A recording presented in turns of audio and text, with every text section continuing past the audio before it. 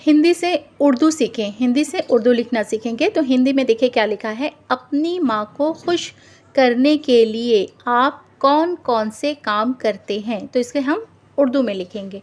तो यहाँ लिखा हुआ अपनी माँ को खुश करने के लिए, तो हम यहाँ लिखेंगे अपनी, अलीफ पे नू ये, अपनी माँ, मीम अलीफ और ये नुगुन्ना, माँ को, खुश, खे वाव शीन, बड़ी शीन है, बड़ी शीन के ऊपर 3 नुक्ता, खुश करने, काफ रे नू ये, करने के लिए, आप कौन कौन से, अलीफ के ऊपर हम मत देंगे, आवाज़ क्या होगी आ पे, आप कौन, काफ वाव नू, काफ वाव नू, ये क्या हुआ कौन कौन से, सीन ये, से काम, काफ अलीफ मीम, काम करते हैं, काफ रे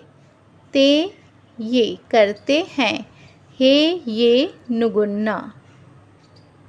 अपनी माँ को खुश करने के लिए आप कौन कौन से काम करते हैं।